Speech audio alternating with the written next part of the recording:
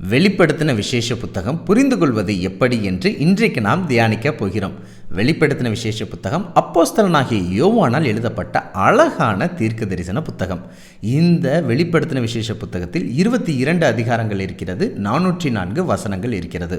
ஒரு நாளைக்கு 3 அதிகாரங்கள் வீதம் வாசித்தால் 7 நாட்களில் இந்த புத்தகத்தை நிறைவு செய்ய நம்மால் முடியும். முயற்சித்து பாருங்கள், நிச்சயமாக வாசிப்பீர்கள் என்று நான் நம்புகிறேன். பழைய ஏற்பாட்டில் 27ஆம் புத்தகமான தானியேல் புத்தகத்தையும் புதிய ஏற்பாட்டில் 27ஆம் புத்தகமான வெளிப்படுத்தல் புத்தகத்தையும் ஒப்பிட்டு படிப்பது மிகவும் அவசியம். வெளிப்படுத்தல் புத்தகத்தின் 22 அதிகாரங்களையும் எளிமையாக புரிந்து கொள்வது எப்படி என்று நான் உங்களுக்கு சொல்லுகிறேன். 1 முதல் 3 அதிகாரங்கள் 7 சபைகளுக்கான செய்திகள். ஒவ்வொரு திருச்சபைக்கான நிறைவையும் குறைவையும் பிற்பாடு அவர்களுக்கு கிடைக்கும் பலனையும் ஆண்டவர் பதிவு செய்து வைத்திருக்கிறார். வெளிப்படுத்தல் 4ஆம் அதிகாரம் முதல் 7ஆம் அதிகாரம் வரை 7 முத்திரைகள் உடைக்கப்படுவதை பார்க்க முடிகிறது.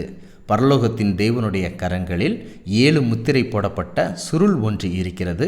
ஒவ்வொரு முத்திரையும் உடைக்கப்படும் போது நிகழக்கூடிய நிகழ்வுகளை பதிவு செய்யப்பட்டிருப்பதை பார்க்க முடிகிறது. 8ஆம் அதிகாரம் முதல் 11ஆம் அதிகாரம் வரைக்கும் 7 எக்காலங்கள் பற்றின செய்திகள் பதிவு செய்யப்பட்டிருப்பதை பார்க்க முடிகிறது. ஒவ்வொரு எக்காலம் ஊதும் போதும் தேவனுடைய நியாய தீர்ப்பாக நிகழக்கூடிய நிகழ்வுகளை நம்மால் தெளிவாக புரிந்து கொள்ள முடியும். இப்படியாக 1 முதல் 11 அதிகாரங்கள் 7 சபைகள், 7 முத்திரைகள், 7 எக்காலங்களால் நிறைந்து இருக்கிறது. பிற்பாடு உள்ள 11 அதிகாரங்களை நாம் புரிந்து கொள்ளலாம். வெளிப்படுத்தல் 12ஆம் அதிகாரம் முதல் 14ஆம் அதிகாரம் வரைக்கும் ஸ்திரீயாகிய திருச்சபைக்கும், அதாவது இந்த உலகத்தில் தேவனுக்கு உண்மையாக வாழக்கூடிய விசுவாசிகளுக்கும், மிருகத்தனமாக இருக்கக்கூடிய இந்த உலகத்தை ஆளக்கூடிய தீமையான சில ராஜாக்களுக்கும் இடையே ஒரு மாபெரும் ஆன்மீக யுத்தம் நடக்கிறது.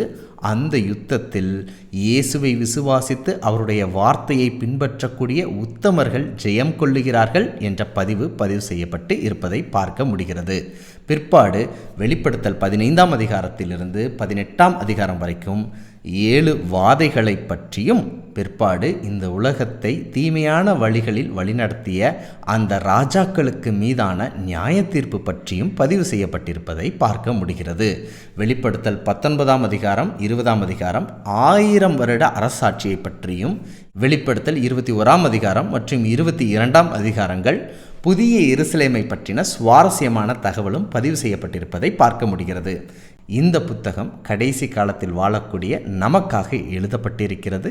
நிச்சயமாய் பரலோகத்தின் தேவன் அதை வெளிப்படுத்துவாராக. பகிர்வோம் இயேசுவை. என்று அன்புடன் பைபிள் ஸ்கூல்.